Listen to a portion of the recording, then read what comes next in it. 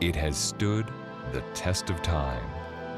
God's book, the Bible, still relevant in today's complex world.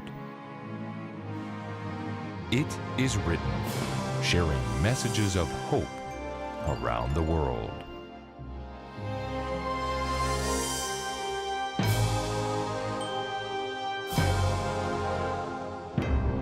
Thank you so much for joining It Is Written. You know, I'm sure you've been intrigued by the title of the program today, The Number One Problem in the World.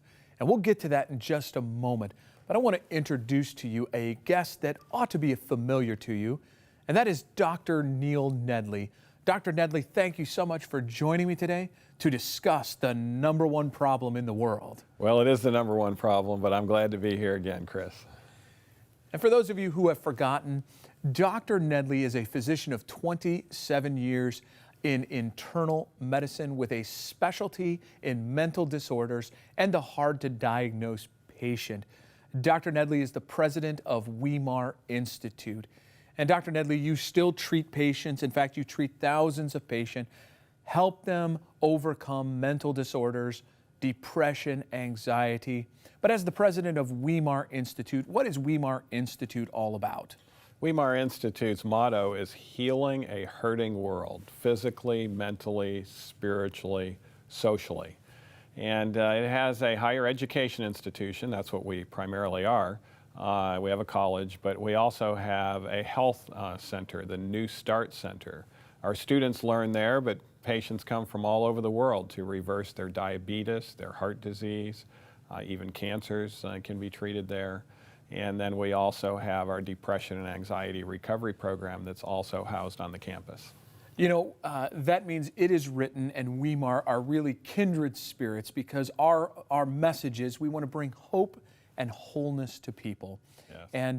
And Dr. Nedley, if someone wanted to learn more about Weimar Institute, the lifestyle program New Start, or the depression recovery program, where might they find more information about that? Newstart.com. We'll tell them about the lifestyle program for the physical diseases. The mental, depression or anxiety is simply depressionthewayout.com.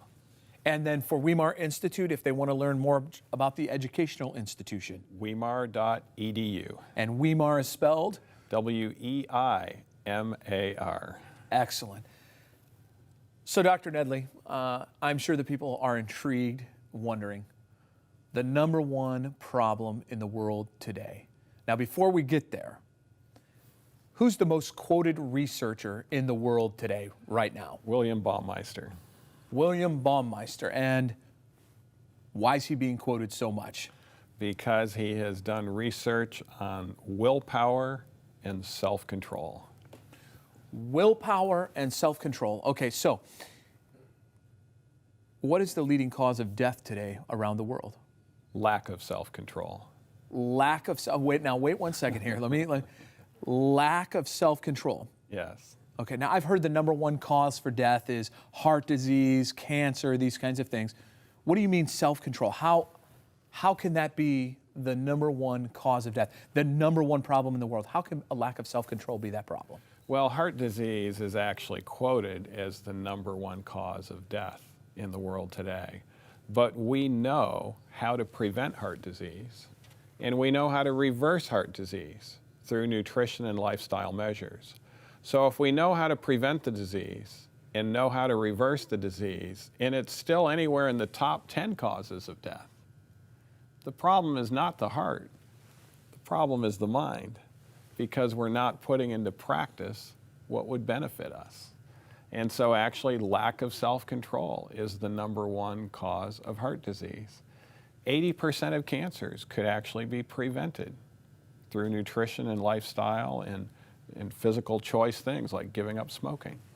If we're not doing that, lack of self-control is a major cause of death in regards to cancer, and the list goes on. Okay, so you've said some very profound things, okay? The number one cause of death in the world today is a lack of self-control. Mm-hmm.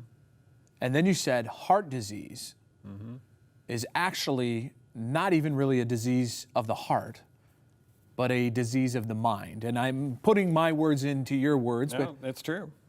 It's true. When we know what to do about heart disease and we're not doing it, it's a disease of the mind then. Okay, now this program is not about necessarily nutrition, but just so we understand, you've done extensive research on this. You've written a book, Proof Positive, which is a guide to how to live life and avoid heart disease and cancer and some of these things. But maybe in brief summary, you say, in heart disease, we know what to do to prevent heart disease. What do we know what to do? Well, for instance, a plant-based diet, particularly if you have heart disease, advanced coronary disease, you should be on a plant-based diet. That's the ideal program for reversing coronary artery disease. Okay, so a plant-based diet, a vegetarian diet. There's a lot of different terms that are used today. A plant-strong diet. But when you talk about a plant-based diet, maybe kind of encompass that. What does that mean, a plant-based diet? Well, you're eating plants, you know, fruits and vegetables and grains and nuts as well. Actually, nuts help with heart disease, help prevent it. Okay. So a lack of self-control, heart disease, is able to be reversed and prevented by simply making the choice to live right, and you won't get heart disease. That's right. You said cancer. Okay. What was the percentage again of the cancers that could be prevented by simply modifying our lifestyle? 80% according to Harvard.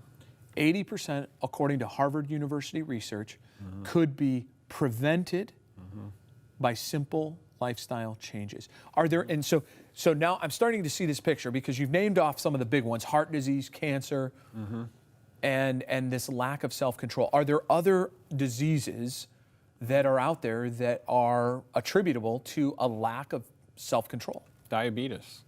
Type 2 diabetes is simply, it's not only a genetic disease. Genetics loads the gun, but lifestyle pulls the trigger.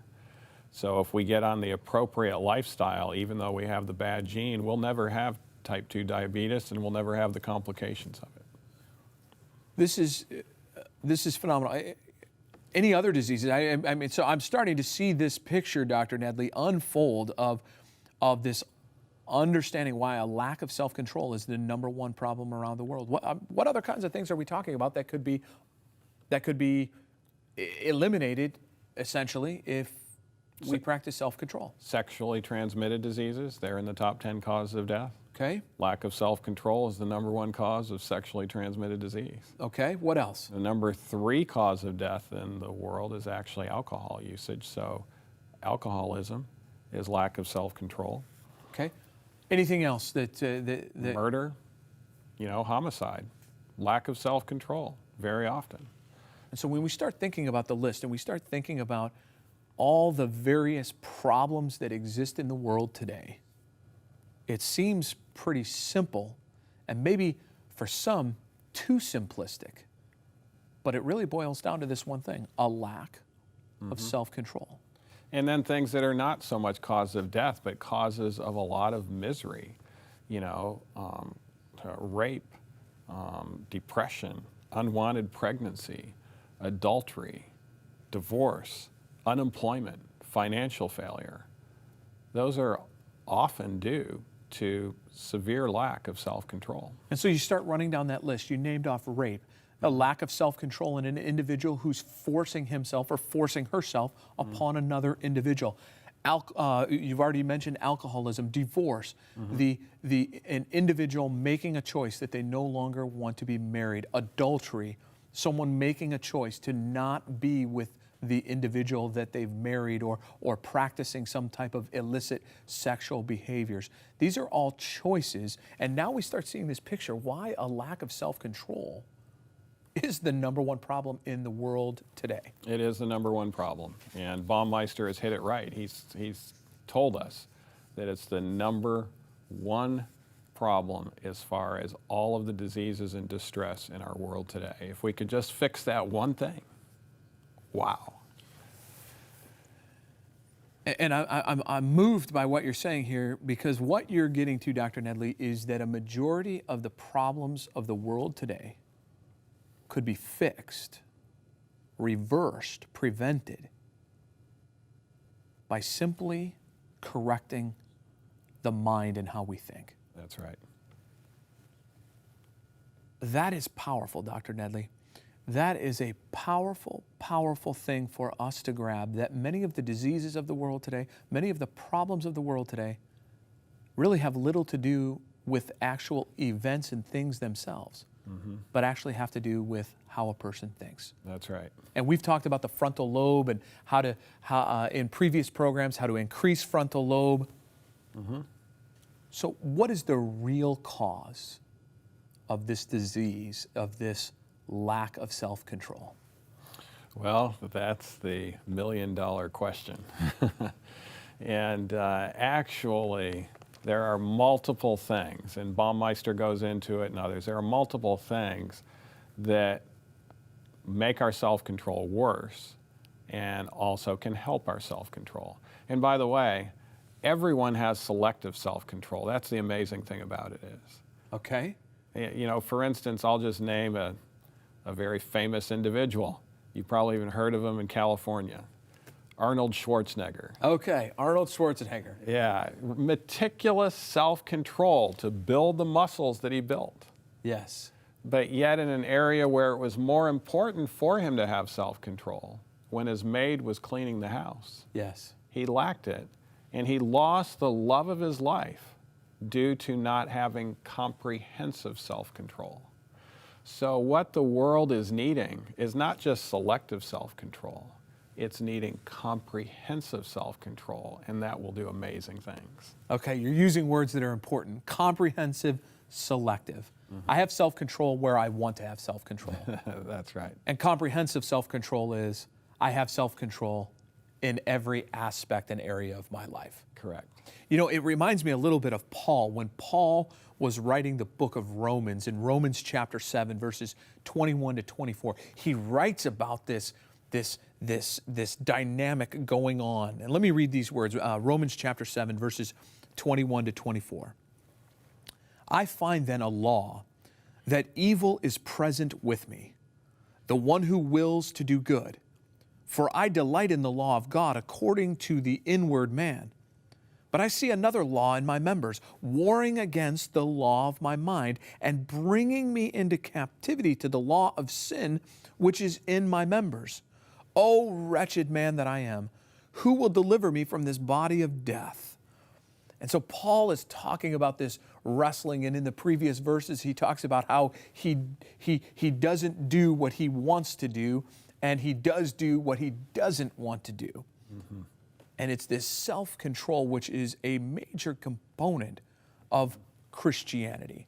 And he calls himself wretched. Now, Dr. Nedley, what does it mean to be wretched? Well, it's mentioned one other time in the Bible, and it's to the last church, that you think you're in good shape, but you don't know that you're wretched, miserable, poor, blind, and naked. Okay, and then when you talk about this last church, you're talking about the last church of the 7 churches of the book of Revelation. The church of Laodicea is called wretched. And when we understand that word, to be wretched means Lack of self-control. a lack of self-control. So what is it then to have self-control? What's a word that might summarize what it means to have self-control? Well, to have self-control, the way to get to self-control Yes. is through self-sacrifice. Okay. And it's actually a self-sacrificing love that will bring about comprehensive self-control. That's not a love that we can manufacture. It's not romantic love. It's not even brotherly love. It's not erotic love, as good as those loves might be in the appropriate time and place. This is a love that humanity totally lacks. And it comes from the divine grace and abundant love of God coming into our heart in response to our willingness to give up all on the altar of sacrifice laid. Okay, well, you've laid out a lot of heavy material there, and we're going to come back to this. But you have emphasized an important point. We're going to have a little discussion here about self-control and whether self-control is good or bad, and some studies that have been done on it. But you have emphasized the point that we cannot have self-control without self-sacrificing love. And the only place that we can get that self-sacrificing love is from outside of ourselves. We can't do it alone. This is not a tighten up the bootstraps and move forward. This is a spiritual war that's going on between making decisions for right and making decisions for wrong. Okay, so, and we've talked about temperance before and self-control. How does temperance play into self-control? Temperance is moderation in the things that are healthy and abstinence from the things that are unhealthy. Okay, and so when we have self-control, we will be a temperate individual, and that is a word that, as I understand, is actually making a comeback. It's not been a word that we've used for a long time, but it's making a comeback in the literature. More and more has been written about it, and a self-controlled individual is going to be a temperate individual. Correct. Meaning that they abstain from the things that are harmful, and they are moderate in the things that are good. Exactly. And so if we put this, and we kind of boil this down very, very simply, okay? Garbanzo beans. Are garbanzo beans good for you? Absolutely. They're very good for you. Yes. But do you want to eat 2 or 3 or 4 pounds of garbanzo beans in one sitting? No. No, it's not going to be good for you then. So although garbanzo beans are filled, and you probably could tell me all the nutrients that are in a garbanzo bean, maybe name just a couple of them. Folate is one of the good ones, vitamin B9. Okay, so folate, B9, we need those things to survive. But if I eat 4 pounds of garbanzo beans, that is not going to be helpful to me. Correct. Okay. Now, we also know, I mean, in as much as we'd hate to admit it, we know that a Snickers bar is probably not real healthy for us. That's right. And so we should probably abstain from eating too many Snickers bars. Yeah, particularly if you have type 2 diabetes. Okay. Or even type 1. So we've kind of made this very, very practical. How can I tell if I have good self-control? Well, there's actually tests. Okay. That are done on it. And that's how, in order to study anything like it, like Baumeister does, you have to measure it. And so he measures it through a test. Getting up in the morning is hard for me. If you state that, that's low self-control. I eat healthy foods, that's high self-control. I blurt out whatever is on my mind, that's low self-control. I don't keep secrets well, that's low self-control. I work effectively towards long-term goals, that's high self-control. So those are a part of the questions. There's actually many more questions than that, where you can actually measure your self-control. And then he's done studies to find out that people with high self-control make better relationship partners, they have better personality adjustments, they have much less disorders as far as mental disorders are concerned. Sure. They actually spend money rightly, they save well, they actually have better academic performance, they actually take more responsibility when they do mess up instead of denial and shame and defensiveness. And so he's linked the good life. The psychological good life is linked intricately to having high self-control scores. Okay, so these things demonstrate whether we have good self-control. Studies have been done. So let me ask you this then, Dr. Nedley, what are the benefits of having self-control? Now, and right off the bat, somebody's saying, well, I mean, if I have self-control, I can help avoid heart disease and all of these other things. But what are some of the other benefits of having good self-control? You actually are more accommodating. You're actually a very good person to be around. Actually, people enjoy being around people with high self-control. They actually have a lot of benefits. And they've also looked at the drawbacks. Okay, so what are the drawbacks then? The drawbacks, none whatsoever. They've looked at the highest self-control scores to see if some sort of negative patterns can be found. There's no negative patterns whatsoever. And so they state that there's absolutely no downside to high self-control, and there's only benefits. Only benefits to self-control, no downside to self-control. That's an amazing thing. As a doctor, you're well aware that there's a lot of prescription medication that are helpful to people who have illness. But with every good medication, what comes along with it? Side effects. Side effects that are negative. That's right. Having self-control, the medicine, and I put that in quotation marks, the medicine that will help solve the #1 problem in the world today. and there's no side effects. That's right. No downside. No downside whatsoever. You know, it reminds me of a Bible verse in Proverbs chapter 16 and verse 32 that says, "He who is slow to anger is better than the mighty, and he who rules his spirit than he who takes a city." That's right. To rule the spirit, to rule over yourself, have self-control. That's right. You're managing your emotions. You're managing your emotions. Okay. So, Dr. Nedley, how do I develop self-control? What are some practical steps? Enhancing the frontal lobe of your brain is a practical step. So getting on a program, good nutrition, good exercise can improve your circulation to the willpower portion of your brain.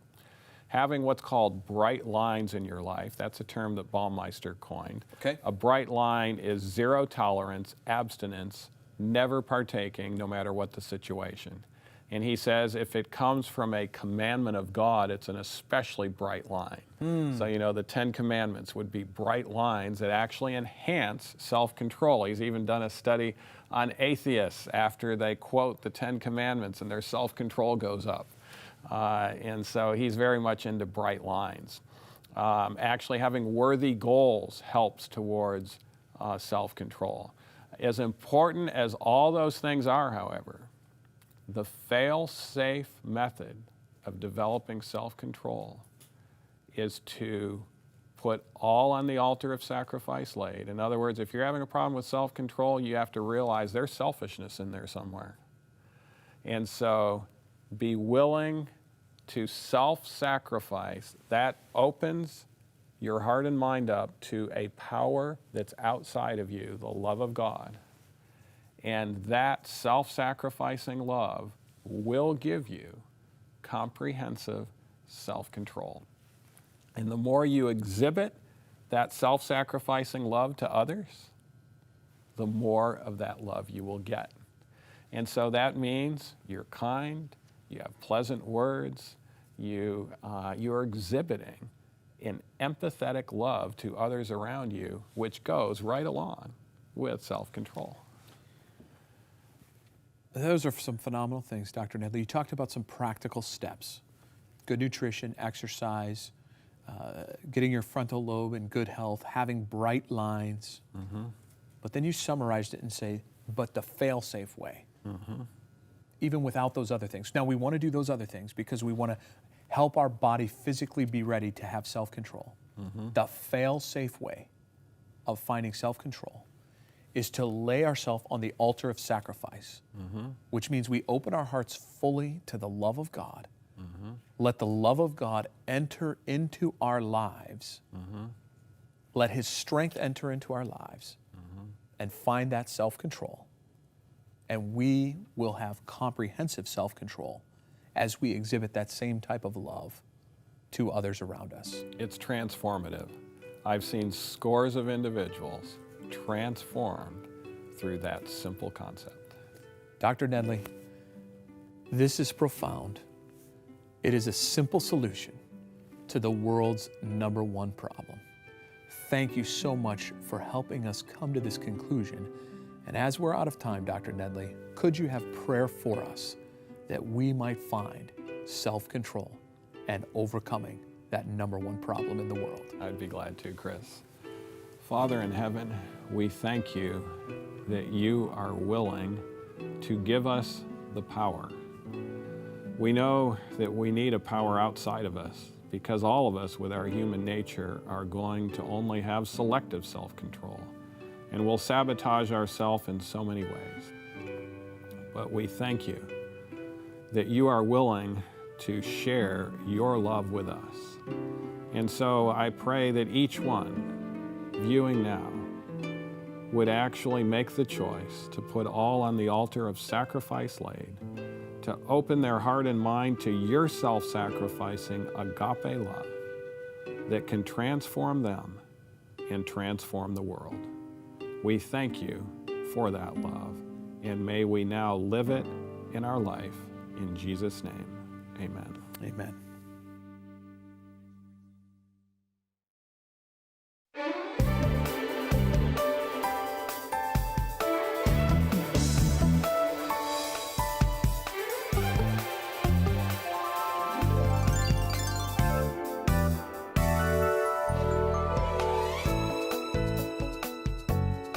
Hi, everyone. If you're not using quinoa on a regular basis, you are missing out on the significant nutritional benefits this superfood has to offer. For one thing, it's a complete protein, which means it contains all of the essential amino acids that our bodies cannot create. That's unusual for a plant food. Quinoa was used by the Inca civilization as a staple food in their daily diet, and with good reason. It boasts more protein than rice, millet, or wheat, and it's gluten-free with a healthy complement of minerals such as manganese, magnesium, iron, and copper. Today, I'm sharing my own recipe, Bev's quinoa salad with tahini lime dressing. Here are the ingredients: 1 cup of cooked quinoa, 1 carrot grated, half a cup of shredded kale, 1/4 cup of currants, 1/4 cup of pumpkin seeds, and you can put 1/4 teaspoon of salt. That's optional, I usually don't. This is a high octane kind of salad. You're going to get great nutrition from the quinoa, the carrots, the kale, and the pumpkin seeds. And the currants add a nice little hint of tart sweetness. And then for the dressing, I just use the juice of a lime, 2 teaspoons of tahini, a teaspoon of almond butter, water to thin it out, and a ½ teaspoon of sweetener. And a little sprinkling of chili pepper seeds and a few dashes maybe of herb amir or some other kind of spices. You'd mix the salad ingredients together, then mix the dressing and pour it over. So let me show you. I've got the quinoa right here. I'm going to add in some shredded carrots. I'm going to add in the wonderful kale. And this has wonderful color to it, this whole salad. And then I've already got the currants and the pumpkin seeds mixed. That's all you've got to do, those ingredients, and then you just pour the dressing on top of it, mix it together, and you've got a spectacular, good-for-you kind of salad. And let me show you how gorgeous it is. The beautiful colors. And it's so fresh, much of the ingredients is raw. There you go. Beautiful salad. Enjoy it in good health, and I'll see you next time.